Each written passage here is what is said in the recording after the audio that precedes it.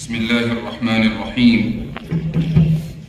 الحمد لله رب العالمين، والصلاة والسلام على سيد الأنبياء والمرسلين وعلى آله وصحبه أجمعين، أما بعد. حضرت حسن بصری رضی اللہ عنہ سے ایک مرسل روایت ہے. ابو نعیم نے اس روایت کو ذکر کیا ہے کہ لیس من یوم یأتی علی ابن آدم الا ینادی فیہ یا ابن آدم انا یوم جدید وانا علی عملک شہید فاغتنمنی فانی لا اعود الى یوم القیامہ.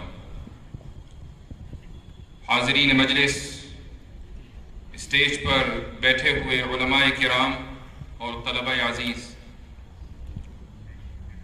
آج کی جو یہ تقریر ہے میری زندگی کی مشکل ترین تقریروں میں سے ایک تقریر ہے، اور کئی دن سے میں اس سوچ میں مبتلا تھا کہ کیا بولوں، کہاں سے شروع کروں اور کہاں ختم کروں. ایک ایسی شخصیت کے تعلق سے گفتگو کرنا کہ جس سے میرا رشتہ صرف علمی نہیں تھا بلکہ نسبی تھا، بہت مشکل کام ہے. 1 مہینے سے غم کی اس وادی کو سر کر رہا ہوں. انتقال کو 1 مہینے سے کچھ زائد کا عرصہ ہوا ہے اور غم ہے کہ مندمل نہیں ہوتا. اور یہ ایک ایسا غم ہے کہ جو شاید زندگی میں کبھی ختم نہ ہو. ایسا نہیں ہے کہ اس غم کا سامنا زندگی میں یا اس دنیا میں پہلی مرتبہ میں نے کیا ہو. اس مجمع میں موجود بہت سے افراد ایسے ہوں گے کہ جن کو یہ تجربہ ہوا ہوگا. وہ تمام کے تمام افراد اس بات کی گواہی دے سکتے ہیں کہ زندگی میں جب یہ خلا آتا ہے تو انسان کو یہ یقین ہو جاتا ہے کہ یہ خلا کبھی بھی پر نہیں ہوگا. اس کو اسی خلا کے ساتھ زندگی گزارنی ہے. یہ جو سائبان اس کے سر سے ہٹا ہے اور دھوپ کی تپش اسے محسوس ہو رہی ہے، اسے اسی دھوپ کی تپش میں چلنا ہے، اکیلے چلنا ہے. لوگ آئیں گے اور یہ کہیں گے کہ ہم تمہارے ساتھ ہیں، اور یقیناً ہوں گے، لیکن وہ سرپرستی اور وہ ساتھ کہ جو بڑوں کے، جو والدین کی وجہ سے انسان کو ملتا ہے، وہ ساتھ کبھی میسر نہ ہوگا. یہ جو غم ہے، اس غم کو نہ تو بھلایا جا سکتا اور نہ ہی اس کو کبھی کم کیا جا سکتا. اللہ سبحانہ و تعالیٰ کا یہ بے پایا فضل ہے انسانیت کے اوپر کہ اس نے ہمیں بھولنے کی نعمت سے مالا مال کیا ہے کہ ہم بعض مرتبہ اپنے غموں کو دنیا کی مصروفیات میں الجھ کر بھول جاتے ہیں اور اس لیے محسوس کرتے ہیں، ایسا لگتا ہے کہ شاید ہمارا غم ہلکا ہو گیا. لیکن جب پھر اس شخصیت کا تذکرہ آتا ہے کہ جس شخصیت کے وجود سے آپ کا وجود ہے، جب اس کا تذکرہ آتا ہے تو وہ غم پھر ہرا ہو جاتا ہے. حضرت والد گرامی قدر رحمہ اللہ نے میری تربیت کس طرح کی ہے، یہ ایک عجیب و غریب موضوع ہے کہ میں خود اس پر بات کروں یہ اچھا نہیں لگتا، لیکن میرے علاوہ کوئی بات بھی نہیں کر سکتا. یہ بھی ایک مجبوری ہے. میری والدہ بتاتی ہیں کہ میری پیدائش کے بعد والدہ نے ایک مرتبہ اس خواہش کا اظہار کیا کہ یاسر کو ہم ڈاکٹر بنائیں گے، میڈیکل ڈاکٹر. تو والد صاحب نے اس کی تردید کی اور کہا کہ نہیں، ہمارے خاندان کا سلسلہ علم دین سے وابستہ ہے، ہم اس کو عالم ہی بنائیں گے. والدہ کے ذہن میں یہ خیال آیا اور چلا گیا. لیکن ان دونوں نے میری تعلیم و تربیت کے لیے اپنی زندگی کو وقف کر دیا. میرے حفظ کا زمانہ ابتدائی دور جامع مسجد کا ہے. اس زمانے میں وقت دارالعلوم ادھر ہی ہوا کرتا تھا. اس کے کچھ دنوں کے بعد والد صاحب نے مجھے خود حفظ کرایا. صبح میں فجر کی نماز کے بعد وہ میرا سبق سنا کرتے تھے، اور سبق کے بعد یہ ترتیب تھی کہ میں اخبار پڑھوں گا، وہ اخبار کہ جس کی ہیڈ لائنز وہ پڑھ چکے ہیں. اب میری باری تھی اور یہ تاکید تھی کہ جو بھی سمجھ میں آ رہا ہے وہ سمجھو، اور جو نہیں سمجھ میں آ رہا ہے اس کو چھوڑ کر آگے بڑھ جاؤ. میری عمر کیا ہوگی؟ غالباً میں اس وقت 8 سال کا یا 8.5 سال کا رہا ہوں گا. اور ابھی اردو پڑھنا سیکھ رہا تھا. دنیا کے حالات سے ظاہر ہے کہ بچہ کتنا واقف ہوگا، لیکن اگر اس کو قومی آواز تھما دیا جائے اور اس کو یہ کہا جائے کہ پہلی ہیڈ لائن سے لے کر آخری ہیڈ لائن تک پڑھنا ہے اور جتنا سمجھ میں آئے اتنا پڑھتے رہنا ہے، تو یہ فطری چیز ہے کہ دنیا میں کیا ہو رہا ہے آہستہ آہستہ اس کو سمجھ میں آئے گا، اس کا علمی ارتقا ہوگا. میرا علمی شعور اس وقت کیا تھا، اس کا ایک واقعے سے یہ اندازہ لگائیے کہ یہ وہ دور تھا کہ جب منڈل کمیشن کی تحریک اس ملک میں چل رہی تھی اور اخبارات میں منڈل کمیشن کے تعلق سے بڑی بڑی ہیڈ لائنز آتی تھی، اور میرے شعور کا اور اردو پڑھنے کا عالم یہ تھا کہ میں منڈل کو بنڈل پڑھتا تھا، اور میں یہ سوچتا تھا کہ کتابوں کی تجارت کی وجہ سے ہمارے یہاں کمیشن کا لفظ بھی بہت عام ہے، تو میں سوچتا تھا کہ کتب خانے میں بنڈل بھی بنتے ہیں اور کتابوں پہ کمیشن بھی آتا ہے، اس کی خبر کیوں چھپ رہی ہے. تو یہ عالم تھا میرے شعور کا، لیکن اس کے باوجود مجھے یہ تاکید تھی کہ اخبار روزانہ پڑھنا ہے. وہ اخبار کا چسکا ایسا لگا کہ کوئی دن ایسا نہیں جاتا کہ جب میں خبروں سے مطلع نہ ہوتا ہوں، اور شاید یہی وجہ ہے کہ کچھ دنیاوی معاملات میں، کچھ حالات حاضرہ میں دو چار الفاظ کہہ لیتا ہوں.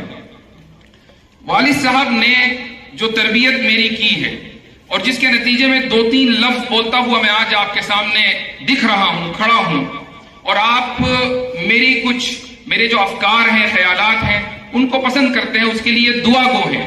اس کی وجہ کیا ہے؟ وہ کیا خاکہ تھا ان کے ذہن میں کہ جو وہ میری زندگی میں اتارنا چاہتے تھے. اس خاکے کو انہوں نے کہیں لکھا نہیں، مجھے کبھی بتایا نہیں، لیکن آج ایک عجیب واقعہ ہوا. وہ واقعہ یہ ہوا کہ میں اپنے ددیالی گھر گیا اور وہاں میرے چچا نے، جناب اسعد الواجدی جو زمزم بک ڈپو کے مالک ہیں، انہوں نے مجھے کتابچہ دیا.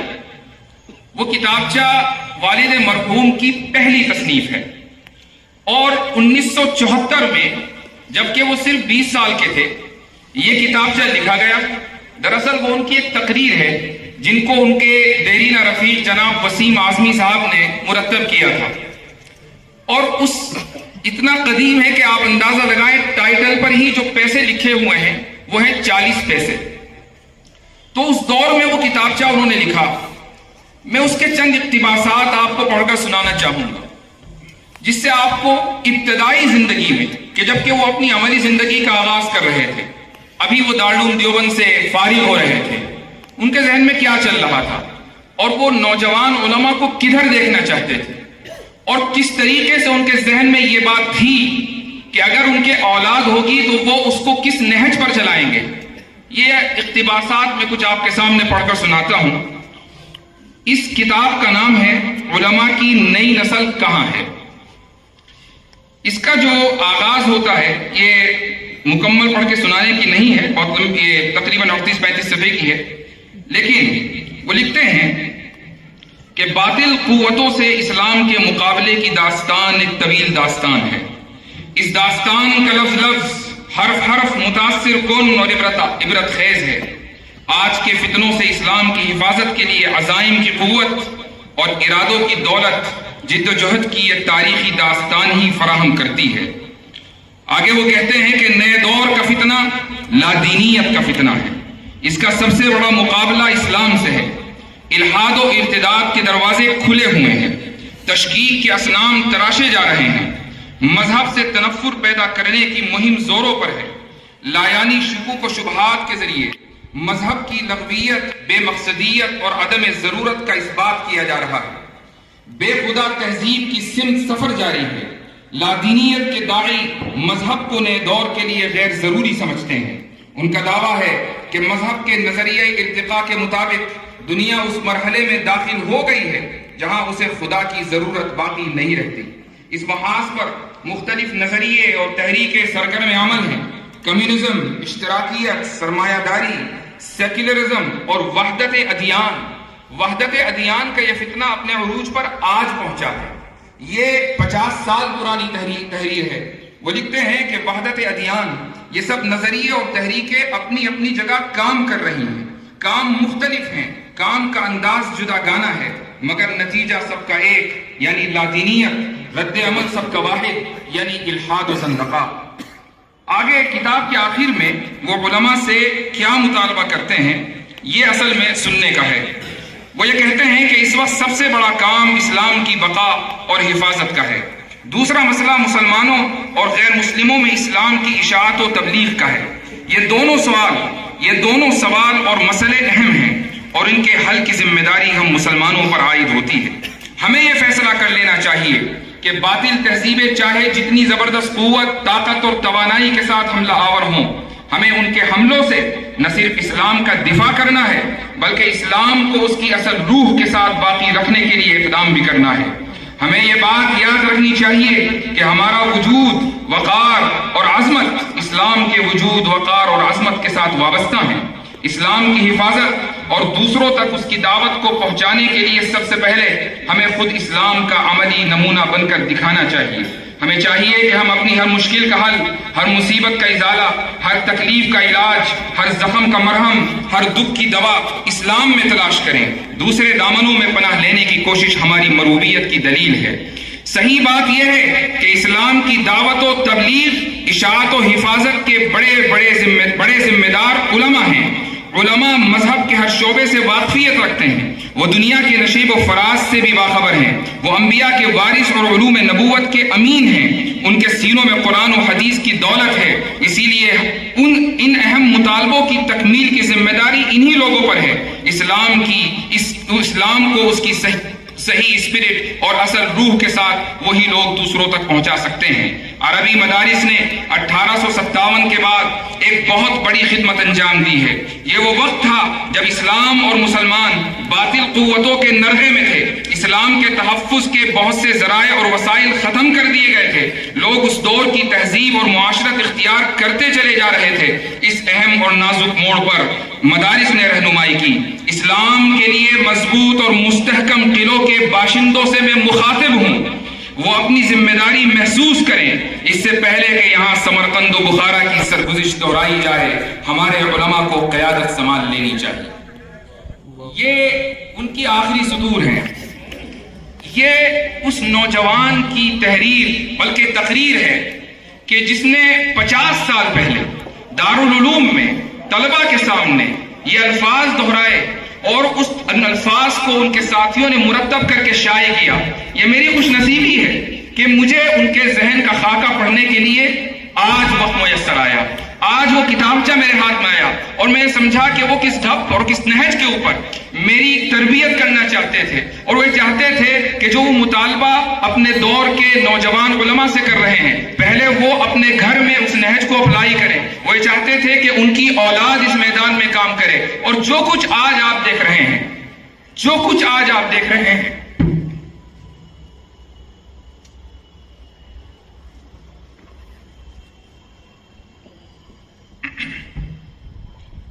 یہ دراصل حضرت والد صاحب رحمہ اللہ کی تربیت کا نتیجہ، ان کی دعائیں اور جو کچھ انہوں نے میرے لیے کیا ہے، یہ دراصل اس کا نتیجہ ہے، اس کے علاوہ اور کچھ نہیں۔ ان کی ہر اولاد کے لیے اپنے والد کی بہت بڑی قربانیاں ہوتی ہیں۔ والد ہوتا ہی وہ ہے جو اپنی اولاد کے لیے قربانیاں دے۔ انہوں نے بھی قربانیاں دی اور انہوں نے میرے تعلق سے یہ سوچا کہ وہ جو نہیں کر پائے، میں چاہتا ہوں کہ یاسر وہ کرے، اور اس چیز کا اظہار انہوں نے کئی مرتبہ اپنی نجی مجلسوں میں میرے پیٹھ پیچھے کیا، اور مجھ تک وہ بات پہنچتی تھی اور میرے دل سے دعا نکلتی تھی اور مجھے فخر محسوس ہوتا تھا۔ والد صاحب رحمہ اللہ سے زندگی میں بہت کچھ سیکھا ہے، اور ان کی تحریروں میں جو کچھ ہے وہ سب آپ کے سامنے آئے گا بھی، لوگ لکھیں گے بھی، کتابیں ان کی موجود ہیں، لوگ ان کو پڑھیں گے اور سمجھیں گے۔ اصل چیز جو ہم سب کو سمجھنے کی ہے، جو سبق ان کی زندگی سے لینا ہے، وہ یہ ہے کہ وقت ایک ایسی متاع ہے، قیمتی متاع ہے کہ جس کو آپ مٹھی میں جتنا چاہیں بند کریں وہ بند نہیں ہوگا، وہ ہاتھ سے پھسل جائے گا۔ وقت کی قدر کیجیے۔ عبد الرحمن ابن الجوزی رحمہ اللہ ایک مشہور محدث ہیں، انہوں نے وقت کی قدر اس طریقے سے کی کہ اپنی زندگی میں اتنی احادیث لکھی ہیں کہ جب ان کا انتقال ہوا، اور ان کے قلم کا برادہ جمع کیا گیا تو وہ ان کے غسل کے پانی کو گرم کرنے کے لیے کافی تھا. اور صورتحال یہ تھی کہ ایک جگہ وہ لکھتے ہیں کہ بعض مرتبہ مجھے خیال آتا ہے کہ لوگ میرے پاس آتے ہیں اور مجھ سے بات کرنا چاہتے ہیں تو میرے ذہن میں خیال آتا ہے کہ کہیں میرا وقت ضائع نہ ہو جائے، لیکن اگر میں اپنے آپ کو لوگوں سے دور کر لوں تو یہ بھی خیال ہے کہ لوگ مجھے ایسا محسوس کریں گے کہ یہ مغرور ہے، یہ علمی طور پر افادے کا قائل نہیں ہے. تو میں نے اس کا طریقہ یہ نکالا کہ جب لوگ میرے پاس گفتگو کے لیے آتے ہیں تو قلم چھیلنا، کاغذ تیار کرنا، اس طرح کے وہ کام جو علمی انہماک یا ذہنی انہماک کے طالب نہیں ہے، وہ میں ایسے وقت کرتا ہوں جب لوگ مجھ سے بات کر رہے ہوتے ہیں. جاننے والے جانتے ہیں، ان کے تمام متعلقین، دوست، احباب جو دارالکتاب میں جاتے تھے وہ جانتے ہیں کہ جس وقت والد صاحب کے پاس یہ حضرات بیٹھتے تھے تو اس وقت بھی ان کا قلم رکتا نہیں تھا. ایسا اکثر ہوتا تھا کہ سامنے والا اپنی گفتگو کر رہا ہے، یہ جواب دے رہے ہیں، لیکن مضمون ہے کہ وہ چلا جا رہا ہے. اور یہ چیز میں نے انہی کے یہاں دیکھی کہ ایک ہی دن میں کئی موضوعات کے اوپر لکھ رہے ہیں. یعنی لکھنے کا تھوڑا بہت تجربہ آپ سب کو ہوگا، میں بھی 2-4 لائنیں لکھتا ہوں، لیکن جس موضوع پر لکھتا ہوں پورے دن ذہن پر وہی موضوع حاوی رہتا ہے، یہاں تک کہ اس کو ختم نہ کر دوں.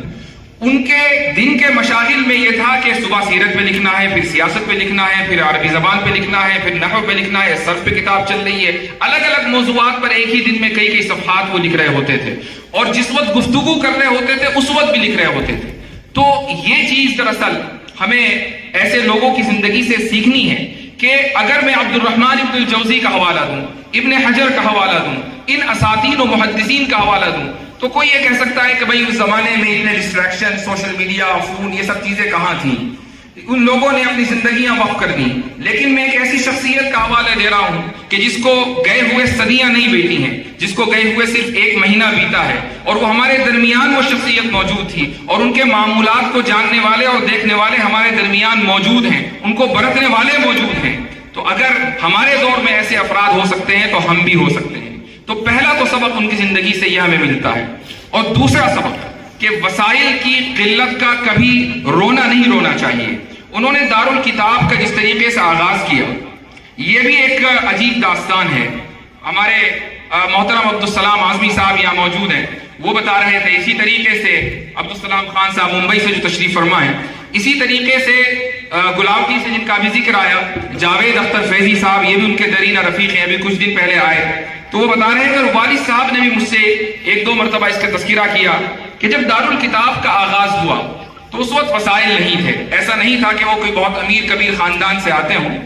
تو انہوں نے اس وقت احیاء علوم الدین کا اردو ترجمہ شروع کیا تھا، اور اس زمانے میں صورتحال یہ ہوتی تھی کہ بڑی کتابوں کے ترجمے یا بڑی کتابیں جو شائع ہوتی تھی وہ قسط وار ہوتی تھی. تو چند قسطیں انہوں نے ترجمہ کر کے شائع کی ہوں گی. اب اس کو فروغ کس طرح کریں؟ 7 سالہ کا موقع تھا، صدر گیٹ کے سامنے انہوں نے ایک تخت لگایا، اور اس تخت کے اوپر احیاء علوم الدین کے جو تراجم، جو قسطیں چھپی تھیں وہ رکھی اور خود ہی ان کو فروغ کیا. دارالکتاب کا آغاز اس طریقے سے ہوا ہے، ایک تخت سے ہوا ہے. اور آپ سب جانتے ہیں کہ آپ کی دعاؤں سے، اللہ تعالیٰ کے فضل سے، ان کی محنت سے، والد صاحب کی محنت سے وہ کہاں پہنچا.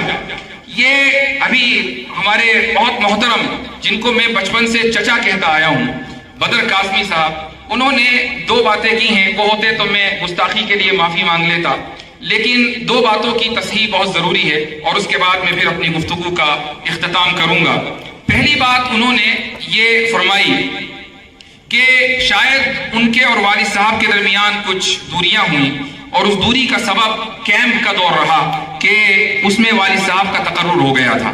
یہ بھی ایک عجیب اتفاق ہے کہ جس جگہ ہم بیٹھے ہیں، کھڑے ہیں، یہی وہ کیمپ تھا کہ جو دارالعلوم کے جو واقعات ہوئے تھے اس کے بعد حضرت مولانا وحید الزماں کرانوی نور اللہ مرقدہ نے قائم کیا.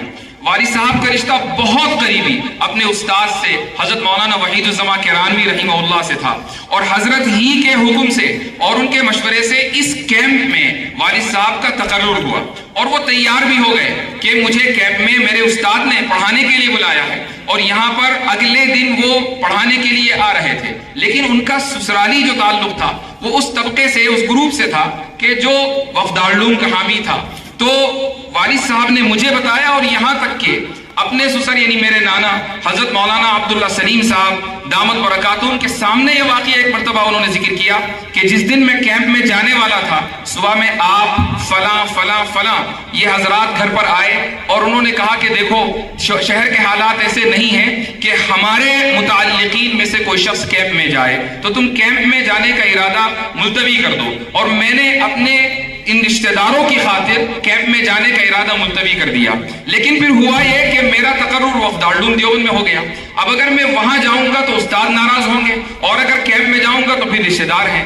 تو میں نے یہ فیصلہ کیا کہ نہ میں ادھر جاتا نہ میں ادھر جاتا، اور پھر میں نے مختلف دوستوں اور اساتذہ کے مشورے سے دارالکتاب کا آغاز کیا.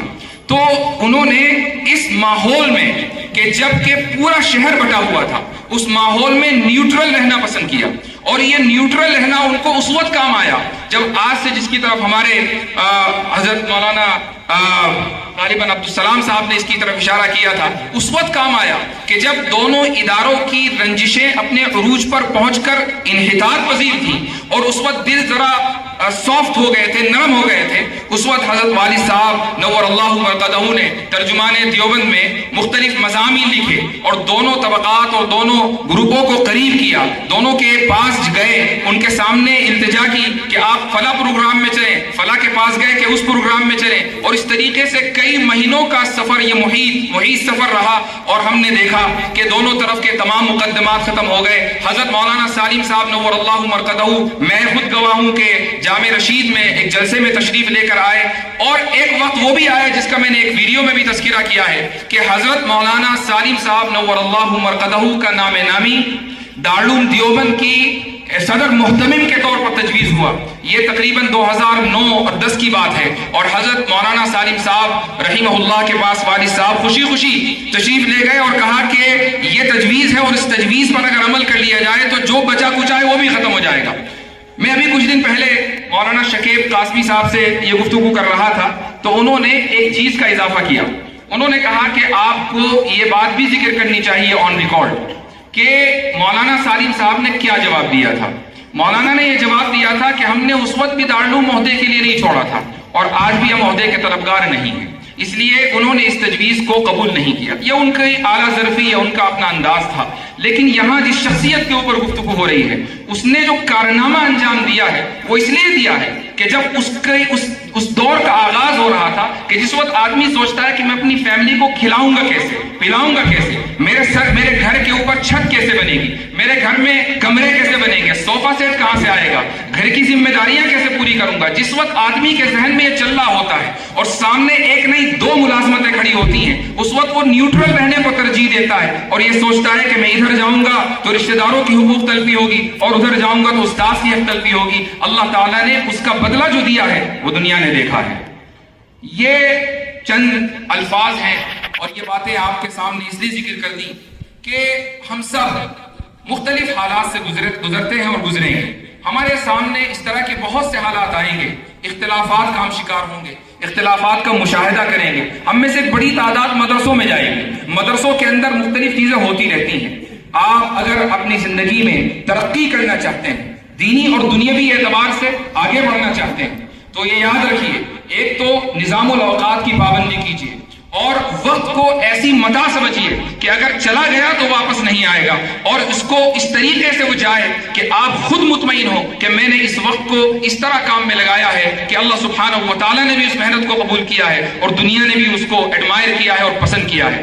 پہلی چیز تو یہ، اور دوسرا یہ کہ اختلافات سے اپنے آپ کو بچائے رکھیں. میں نے ظاہر ہے کہ میں بھی کوئی ایسا تو نہیں کہ دودھ کا دھلا ہر شخص ہوتا ہے. بعض مرتبہ نوجوانی کے جذبے میں آدمی کچھ نہ کچھ لکھ دیتا ہے، کچھ نہ کچھ کہہ دیتا ہے. ایسا ہوا کہ میں نے بعض اختلافی موضوعات پہ لکھا اور بعض باتیں کہیں کامنٹ کر دی. سوشل میڈیا کا دور ہے اور آدمی نوجوانی میں کچھ بھی کہہ دیتا ہے. والد صاحب نے فوری طور پر مجھے فون کیا، تنبیہ کی کہ اس مضمون کو ڈیلیٹ کرو، اس کامنٹ کو ختم کرو، تم نے ایسا کیوں کہا. یہ ان کی تربیت کا انداز تھا، اور میں یہ سمجھتا ہوں کہ زندگی میں جہاں جاؤں گا اور جو بھی کچھ کام کروں گا انشاءاللہ ثم انشاءاللہ ان کے لیے صدقہ جاریہ رہے گا اور ان کی تربیت میری زندگی میں کام آتی رہے گی. میں انہی الفاظ پر اپنی بات کو ختم کرتا ہوں. جزاکم اللہ خیر الجزاء وآخر دعوانا الحمدللہ رب العالمین.